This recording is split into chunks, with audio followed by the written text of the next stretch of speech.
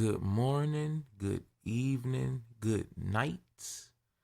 Welcome to the Dear Love Podcast. You can catch us at Apple Podcasts, Spotify, YouTube, Listen Notes, Google Music, Podbean, all that good stuff.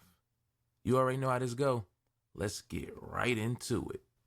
It's been a pretty cool week. Shout out to everybody who support the channel, everybody who support podcasters. Hey, shout out to everybody. You woke up this morning. That's a blessing within itself. Let's get right on into this conversation. So I had the thought about moving. And what made me think about it is I just thought about how the seasons is changing and different things. And the first thing that come to mind is people wanting to move. Because I'm considering doing it myself. I've actually never moved before. Well, as far as your own space, I've moved one time. It started because when I graduated from high school, I finally just had to get it together, so I stayed with my people, stacked up some money. Because the thought of moving, I was like, well, I don't know. Because, your first move, you a kid and you don't really have a lot of stuff. So I ended up moving and I had my mom's old furniture and my grandmother helped get me a little coffee table. It's like your starter kit. And to me, that was a lot, just doing those different things and getting a new bed set and all of that. So I could only imagine how it feels when people put the real time and effort into moving. I've never had the experience of it, but I've always been the person to help somebody move. And then now, they got two men in the truck and at different places like that. But I feel like if you got to personally move your stuff, then you don't need to hire nobody. Or I feel it's best to just get people that you know, people that you can trust, and people that's not clumsy. Oh. Now, granted, I haven't moved myself, but I've moved people and I've watched people move and I've heard stories, and it's always one person. It's never two, it's one. One person that just they just don't fit the bill. They tear up something or they drop something or they just weak. It's like, come on, man, pick the couch up. Come on, we're almost there. And then when you move people, let me tell you about some of my experiences. I've helped people move, which is the worst time, the winter time. If you gonna move, get through the winter first. People who move in the winter, I just feel like it's a desperate move. It must be like a gotta get done type move, because moving in the winter is terrible. Because now you're going against ice, you're going against all of the elements, the snow in your face, and you got the nerve to have some heavy stuff. And you got to wear a jacket. And then you got the nerve to stay on the 10th floor, and it's one of those buildings that say, oh, well, the service elevator is out. So who's really carrying a big dresser all the way up 10 flights of steps? Dear Love, episode 76. I mean, seriously, and it's like, they be like, I'm going to give you, $50 or I'm going to give y'all $40. Or they favorite line, which is the funniest to me. Oh, I'm going to get you something to eat. It's like, I don't care about eating. I want the money. But sometimes the money not even worth it. You look at all these big items you got to carry, and it's 10 flights of steps. It's like, you got to be kidding me, man. Even times when people use the marshals, if you say you get evicted or something, and they got to throw your stuff out. So it's like, man, I'd rather them get my stuff to the lawn and I'm going to put it in the U-Haul from there. I mean, I've seen so many different things, or I've heard so many different cases about the proper way to move and how people decide to move. Moving is hard. Hell, living is hard now. I always tell you it takes two, because the way bills and stuff be, it's like, man, there's no possible way. They want you to be able to do all this stuff yourself. And they always try to raise the moving rate or any rate during income tax time. It's like, man, it cost $1,200 total to move in here last time. Now you're telling me it's $17. But that's what people do. And then when you move into these places, it's like you got to do your homework, because when most people move, they get accustomed to where they are and they understand, even if it's kind of messed up, they know what to expect. When you move to these newer spots, you got a new landlord or new management company or whatever, you got to reevaluate everything once again. You got to figure out what are they good at? How do they treat their tenants? Is this going to be a good area? How long do I plan on living here? Is anything foreclosed? Like, these are the thoughts you got to think of when moving. Moving is a job, literally. It takes more than just a couple of days. And then when you get to the actual spot, you got to make sure they keep it up. I remember one time my brother moved somewhere and ended up having termites. I mean, they took care of the issue, but it's the principle. It's like, what?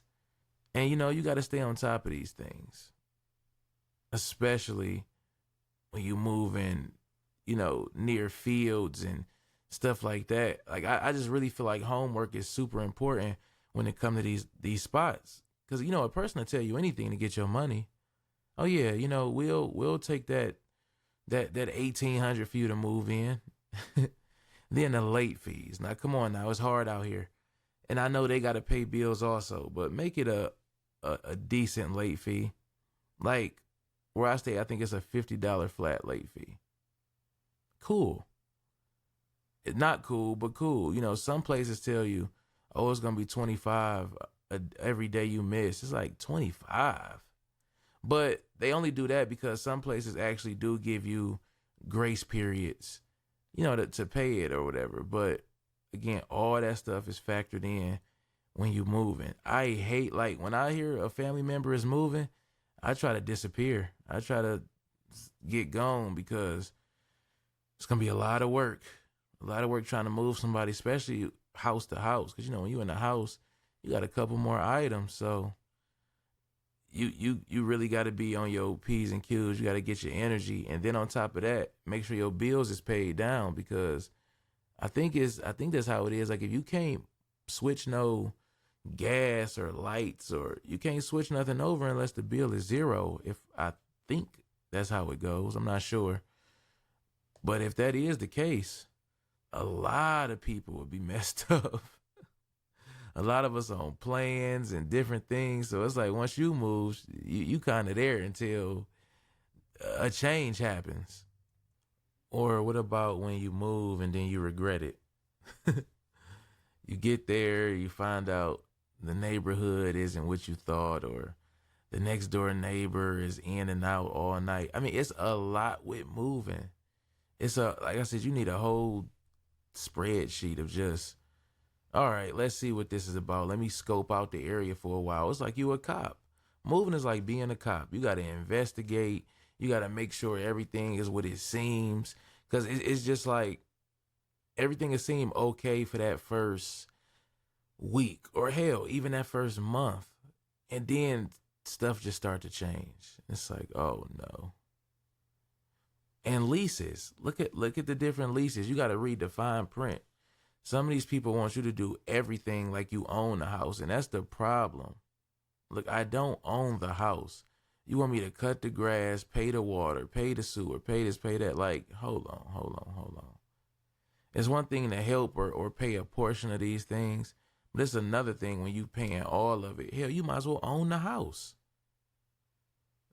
I mean, I believe it's harder to do to rent to owns, but it's like you might as well own your home before you continue to pay somebody forever. That's just how I feel. I know it don't work like that all the time, but moving is a lot. So at least if you do have to move as less as possible. People who move like 2 or 3 times a year, I'd be like, what's going on? What's the issue? I feel like you should find your spot, that place that you're gonna enjoy, and then you move. You stack up enough money, you do what you gotta do, you make sure everything matches, and then you move.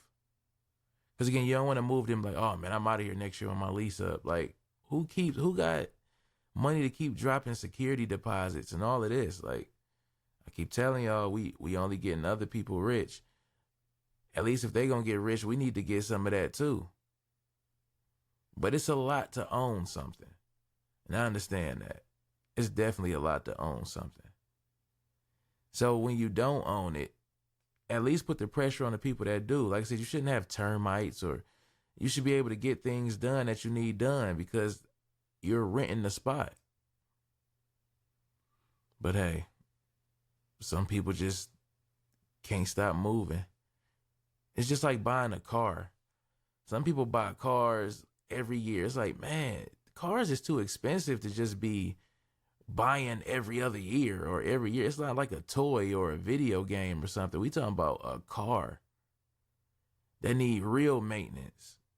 So I look at cars like moving. Like, man, you want to get your baby and you want to do it as long as you can until it's time to move on. So that was just my thoughts I had going on this week. Just the whole thought of moving somewhere. I would love to, but it got, like I said, it got to be right because it's your money. You know, it's your time, it's your money, and you want to do it right. You don't want to run into any issues or any problems. So just make sure you really consider those things when moving, whether you're moving now, whether you're moving next year. Just always remember that. Dear love, T. Shaw, I'm out of here.